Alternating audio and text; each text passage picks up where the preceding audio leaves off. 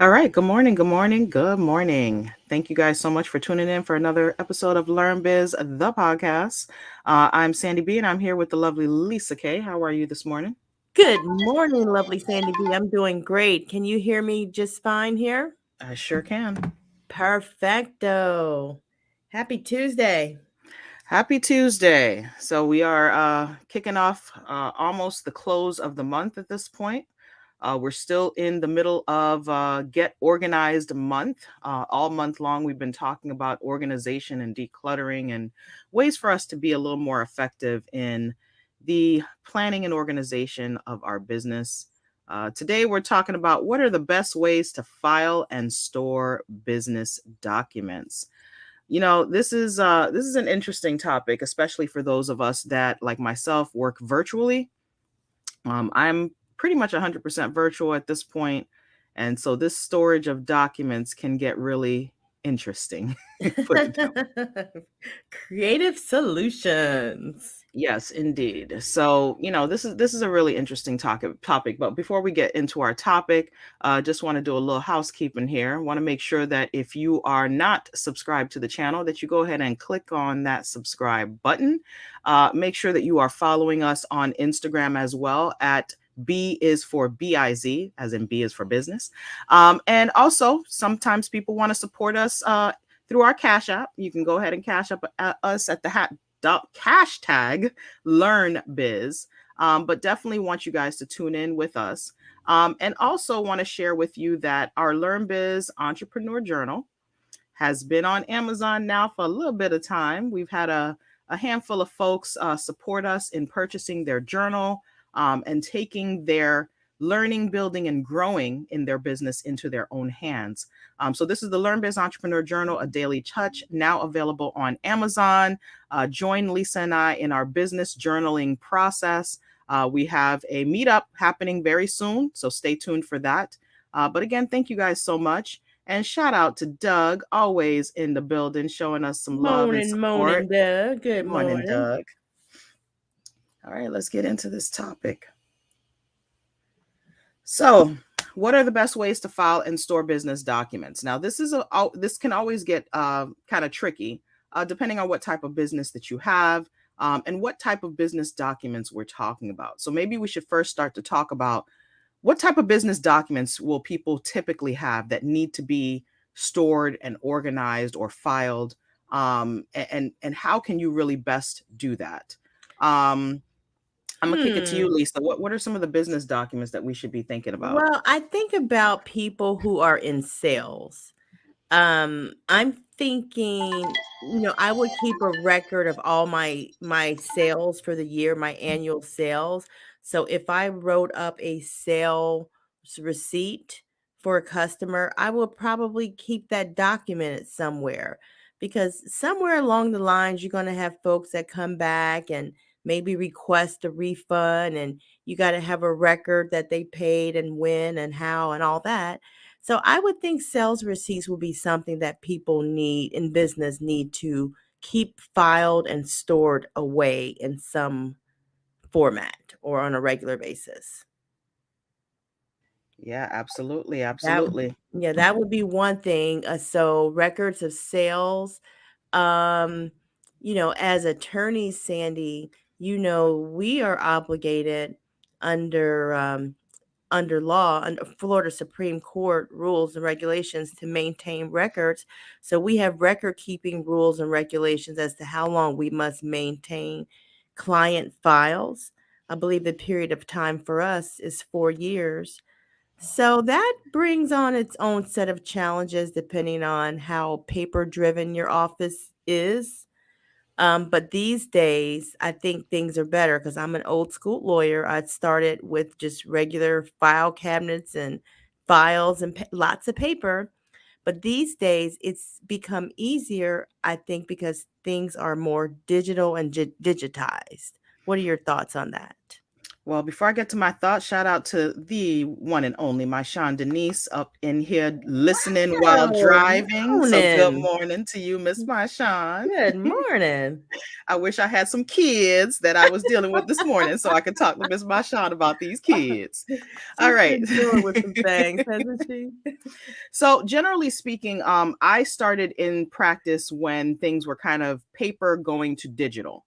So I've had both worlds. I've had the massive file cabinet with tons of paper, obviously unnecessarily, because when I got into practice, there was no reason for somebody to have massive paper files. It was just people being really crazy for no reason. But paper files are great in theory. The problem is you really need to maintain them and be mindful of things like fire, flood, people breaking into the office physically, cleaning people, all kinds of different things can happen. So there's certain storage things that you need to keep in mind. I know we had locked cabinets when I first started practicing. But when I went out on my own, I was like, we're not doing all this paper. We don't have time for this paper stuff. We had multiple cloud storage features, and then we had a very abbreviated file, just giving us the basic details, as well as an online client management system. Right Wow, I was now, slow getting up to speed with the cloud storage. I was a little slow with that. I don't know why I resisted that for so long. nah, that was gold for me, because that means I can access my file no matter where I'm at, so I don't have to rely on physically having a paper file. And then the other thing is making sure that you are able to really protect those cloud storage features, because again, technology is imperfect. We all know this. We've heard Yeah. of Mhm. hacking and all kinds of issues. That's what it was. That's what Yeah. it was for me. Yeah, so it's always making sure that you're using a secured system, and even the most secured system we've seen can get hacked. So you just have to keep in mind you have to have a backup of the backup and the backup. Now, Right? I still have somewhat of a paper file per se, because I deal with the probate, guardianship, estate planning world. So I tend to have things like death certificates and sometimes financial statements and things like that. So I have a Mhm. locked cabinet for those kinds of documents. But generally speaking, once I get a file in, everything is scanned into the system. So I'm getting rid of the paper as quickly as I can. Yeah. Now, in terms of general businesses, whether you're in the retail space or the food service, or you're in coaching and consulting, or you just have a business where you are providing something where you need to keep track, there are a variety of ways of doing that as well. I know with QuickBooks, my I guess that's my bookkeeping, accounting, payroll processor. I can actually store things like receipts. So throughout the year, as I'm going through and doing different things, I can use the QuickBooks app and scan, my receipts in with my transactions, as my backup, right?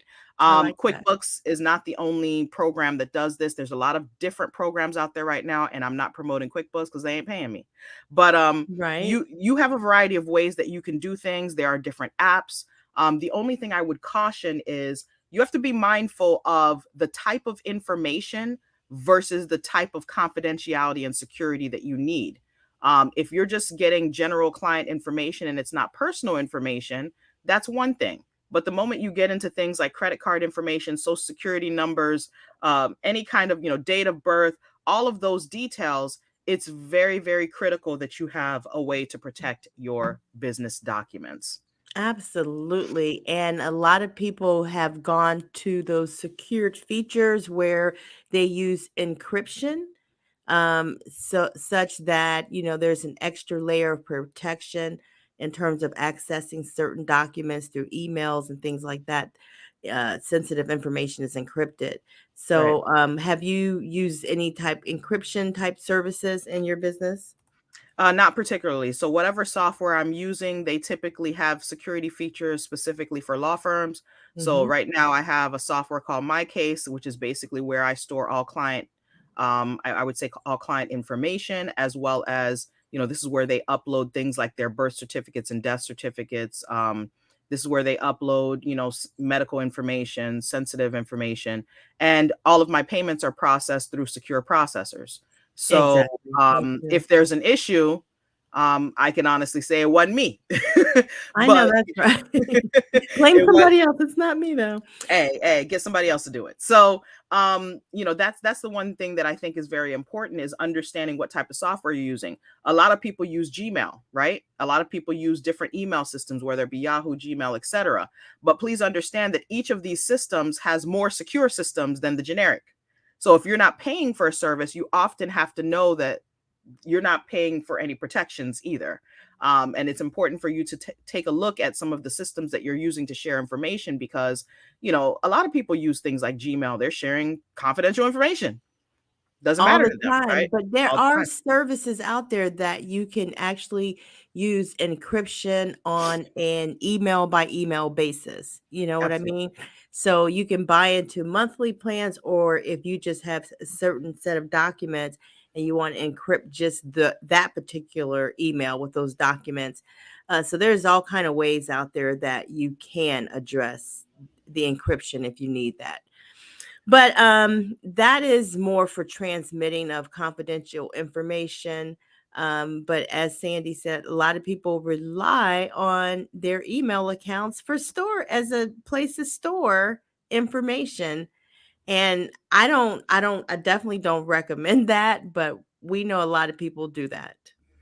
Yeah, and when you think about this whole concept of getting organized and putting things into place, every business has a system that would probably work best for them. If you are in the YouTube business, all of us are in this YouTube space, and we potentially have a business here in this YouTube space. Well, how are you storing and backing things up? Because YouTube can shut down your page anytime, any old time. So what are you Mhm. going to do to drive people to your content? Because in all honesty, every time you upload something to YouTube, you've uploaded it to YouTube. So it's almost not really yours. Now, you have certain rights to the material and the content that you've posted, but you're also posting it through a platform. And that platform has certain terms and conditions that, generally speaking, most of us do not read. And if you don't put yourself in position to make sure that the stuff that you're uploading here has a backup somewhere, you're kind of screwed. And I'm gonna give you the example. I had a website. I no longer have a website. My website is down. There was a whole bunch of issues going on. Don't know what happened to the darn website. Website went down. I got to pay somebody now to rebuild the darn website. Guess what? Didn't Wow. have a backup of my darn website. Good morning, And Rigoberto Morales. good Just wanted to morning, get that in Rico. there. Good morning. Thank you, Rigo, for joining us this morning. Didn't have a backup of the darn website content. And unless I have someone that can really figure out how to get through, the hoops and ladders of my website builder, I'm kind of screwed right now. So I have to start from scratch. Now, it's not a big deal for me because, as you know, I'm going through some reorganizing. So that's Mhm. cool. But imagine if I had a website with all the bells and whistles and I was selling product and doing all these things.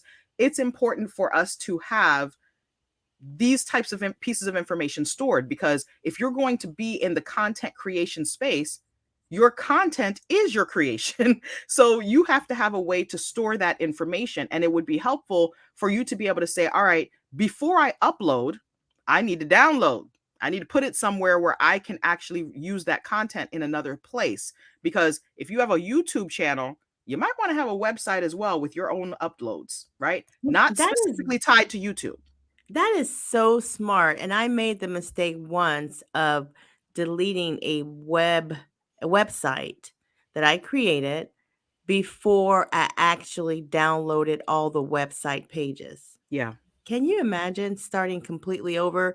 So, Yep. like you said, make sure you download before you upload or upload before you download. Make sure you do both.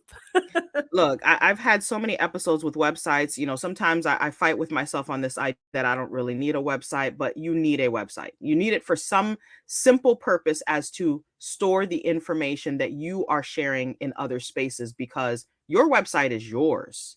Now, granted, you may be hosting your website on a platform. Got to be mindful of that.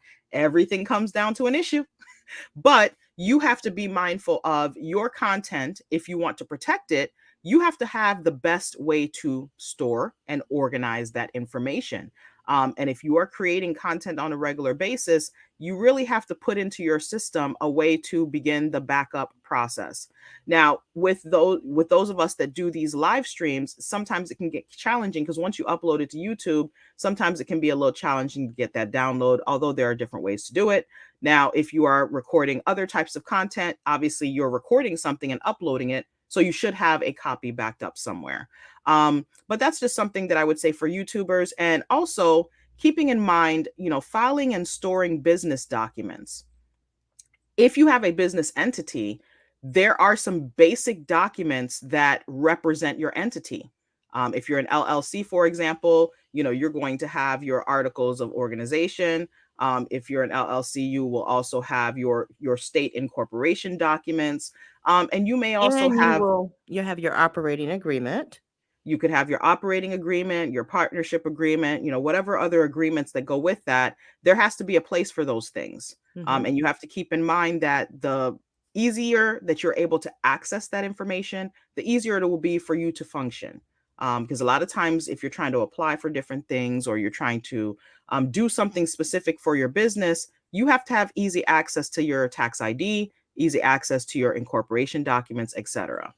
Which brings up, that's a very great point. So, even though I believe a lot of businesses are digital and keep a lot of information stored digitally, I think it's very important to have a place where you store important documents, like maybe a fireproof vault or safe. Maybe the same place where you keep certain estate planning documents, like your will or your trust. You can keep your business documents there too, if you like, if you need an actual physical copy. So always have a safe place for documents that you are physically maintaining. And I know some people do actually still use safe deposit boxes in banks. Yeah, and the note about the safe deposit box, I've had one too many situations where someone passes away, they have a safe deposit box, nobody else is listed.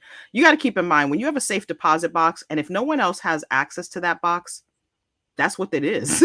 So, someone will have to go through a court process to be able to get access. And unfortunately, that doesn't mean that they're just going to be able to go in. They're going to have to do an inventory. They're going to have to let the court know, hey, this is why I need access to this.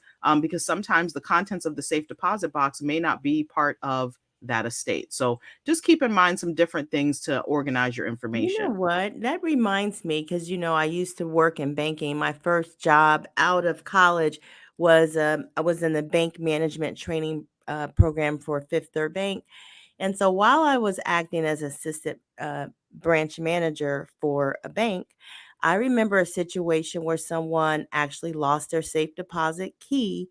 And the bank at that time, which was years ago, charged like a couple $100 to have someone come and saw open Yep. that box. Like they don't have like duplicate keys. Yeah.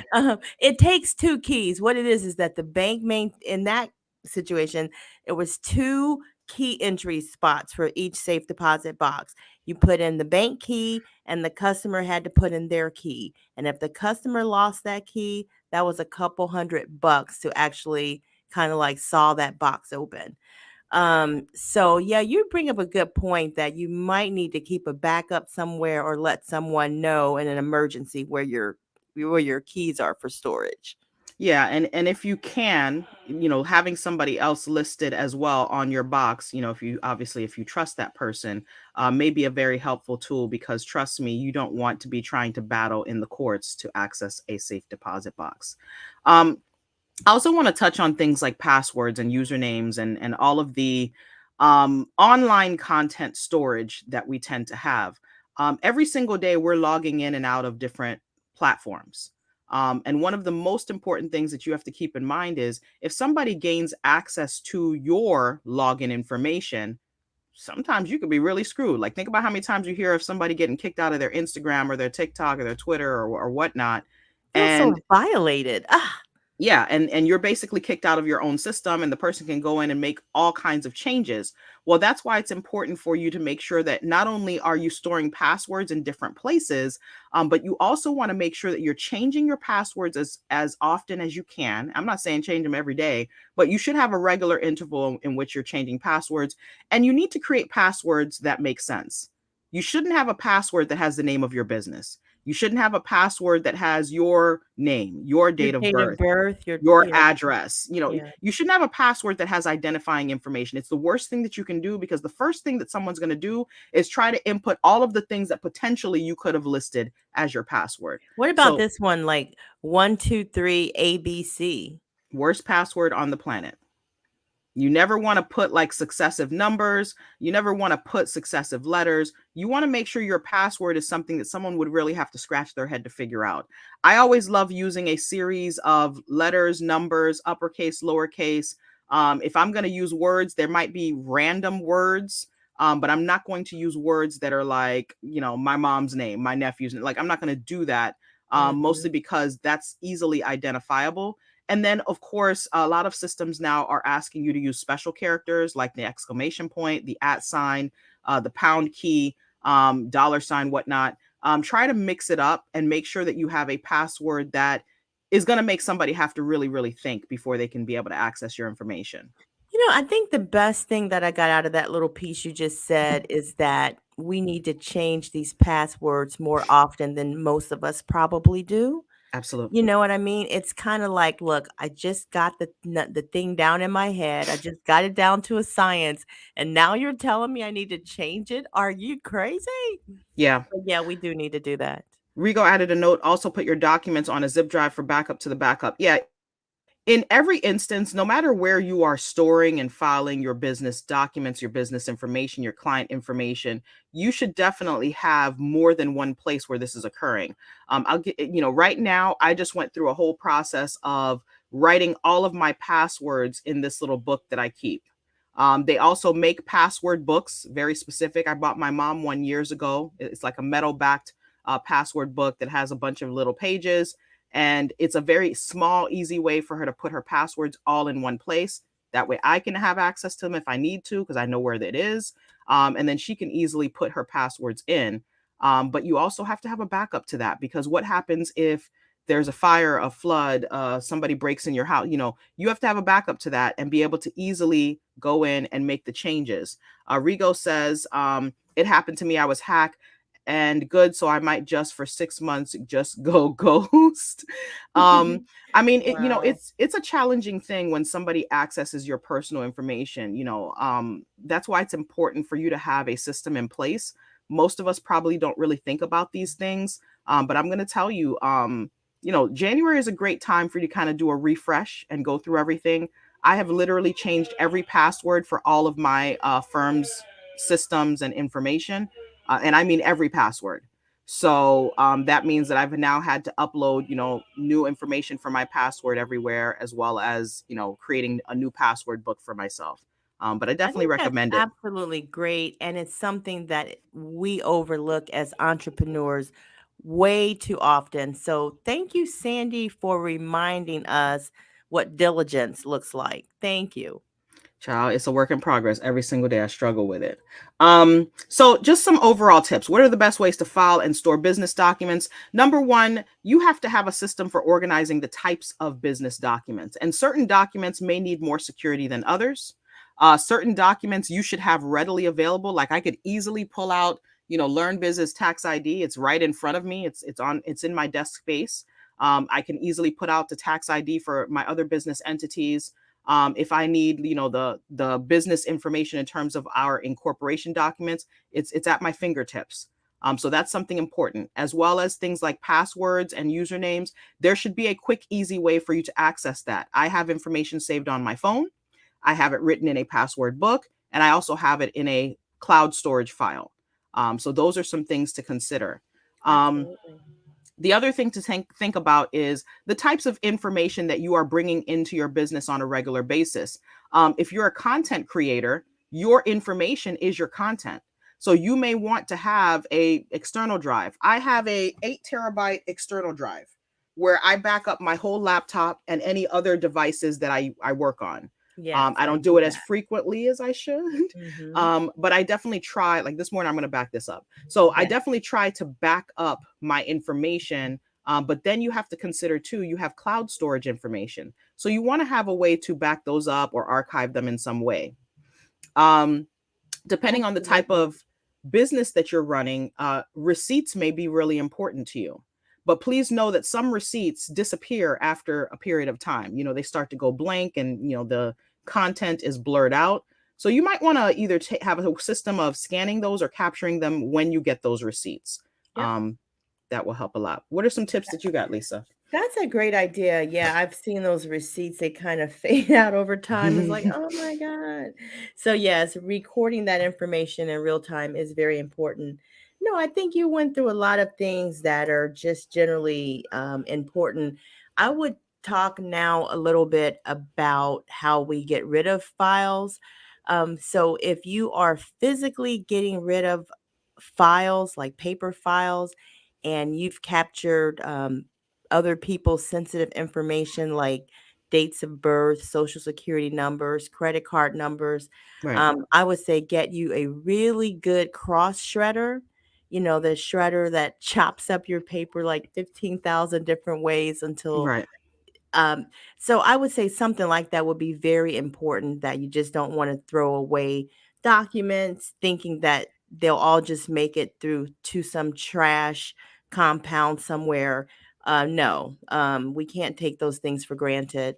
So just think about your system of how you destroy sensitive information as well. And even in computer files, I know a lot of times we'll send things to a recycle bin, but even that, the recycle bin itself needs to be checked and cleared out and emptied as well. So some additional things to think about when we're storing and or deleting documents. And just keep in mind, you know, your ability to file and store business documents doesn't have to be outlandish. It doesn't have to be fancy. You know, if you are a regular paper and pen person and you like paper, just make sure that you're protecting the paper. That's the most that I can say. It's not necessarily for you to have a whole bunch of different systems. I know some people are very leery of technology and they feel less confident in technology than they do with anything else. But I think it's always fair that you should potentially have a backup, even if you just make that backup password protected. Okay. So, you know, just keep in mind there are a lot of different ways for you to organize your business. There are a lot of different ways for you to store your documents. The way that you choose is based upon your business type, but you have to choose no matter what you do. Yes, and don't make mistakes like Trump and Biden and take sensitive Lord. documents out the office when you know they're not supposed to be at home. Don't do things like that. Man, you mean I can't have a little piece of paper right next to my nightstand and under my pillow? Come on. Not if it's marked this belongs to the federal government. No. Dang. When I heard that story, I was like, bruh, like how do Not you have Biden. No. no, you know, if Trump was going to do it, you know, Biden had to do his run through. You Ugh. know, all these politicians, we can take sides and be like, oh, I don't like Trump, I don't like Biden or whatever, but they all the same child. Like it's to me at this stage of the game, I start to realize they become the same face. It's just the different side of the same coin. Well, it's not that you can't make a mistake and do something like that, but it's all in really how you deal with it. I think that's how you react and respond to the situation. That is what makes the difference. And who's snitching? Because somebody had to snitch for them to know there was documents at your Somebody said, house. "Oh no, we know there's some documents at Biden's little ranch. Man, We'll find them." you need to be nice to people. That's what you need to do. So guys, in closing, I want to just remind you that we are still in Get Organized month. All month long, we're organizing, we're decluttering, we're putting things into position so that we can kick off this year with more efficiency, more productivity. And so, you know, we're clearing off our desks, y'all. We're cleaning up. We're trying to make it so that our workspaces make sense. And also considering, you know, any of the things that you're doing, you know, if you're a content creator in particular, you know, make your content space workable for you, right? I know for me, look, I'm not preaching stuff to you that I'm not trying to put into place myself. My content creation space, my workspace in general is horrible. Like I'm going through an overhaul right now, trying to reorganize, change some things up, put some things away. So I'm encouraging you to join that battle with me and Lisa as we try to do better in Oh 2023. my God, it's such a battle, guys. Let me tell you right now, I just got one little tiny confession. I feel that personally, I am a marketing disaster. I really do. I need help. I'm gonna find ways to organize myself. I have too many different entity type things, and now they're all starting to run together as one big thing, and I can't do this. So I'm gonna have to work through a lot of stuff. Rigo, I got tipped from Rigoberto. He told me to keep my scarf hack separate from my real estate and law. Aw. Rigo, we were on a roll with the scarf hack. I was learning how to buy real estate and which way to tie the knot. Like, come on, Rigo. I mean, So it I is what gotta it work is. I gotta work it out. I gotta work it out. Hey, that's another thing. We gotta talk about when you get too many different valuable opinions, which way do you go? I think you go in the way that makes the most sense. Like you have to kind of weigh the situation and figure out, all right, here's where I am, here's where I want to be. Is the advice that I'm being given going to help me get to the path that I want to get to? And sometimes, I'm gonna be honest with you, sometimes you just have to try stuff out. And I'm very, very on this idea of I might try it out this month. If it don't work, I try something else next month. That's true. If that don't work, I try. Like you can start anew anytime you want. If you're working on something and you're doing it for about a week or 2 weeks and you're like, I don't feel good about this. This is not really working. What's to stop you from starting something new? You don't have a boss kind of dictating to you what you can and cannot do when you're an entrepreneur for the most part. Right. Right. So you can make adjustments at any time. It's just now a matter of now you got to make sure your clients understand what your adjustments are. Your referral sources know what your adjustments are. That, the public understands what you're trying to do. Because Rigoberto said he was looking at something I was explaining about law, and then he said, all of a sudden, I start tying scarves and knots around my girl, head, and girl, I'm thinking like, well, hey, I was trying multitasking. Hey. maybe it's the complexity of the scarf hack. Maybe it needs to be a very simple, just a, little subtle thing. I don't know. We'll figure that out, Anyway, Rigo. We're gonna get Lisa into shape, Rigoberto. We're gonna get her into shape. we're going to work on all these marketing. Everybody has to work on their marketing and how they put themselves out there. Hey, I'm no different than anybody else. Hey. Speaking of marketing, let's get the marketing going. LearnBiz Entrepreneur Journal, a daily touch. Lisa and I have been journaling since November. So Yay! we definitely have been taking advantage of the opportunity to learn, build, and grow our business.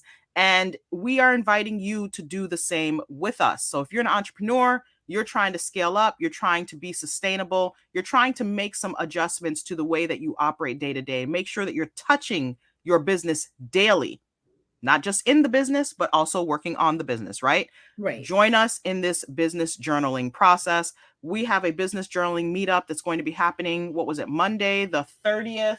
Yes. I think it was 7 o'clock. We're going to put out the information. So check out I'm our really community excited page about here on this.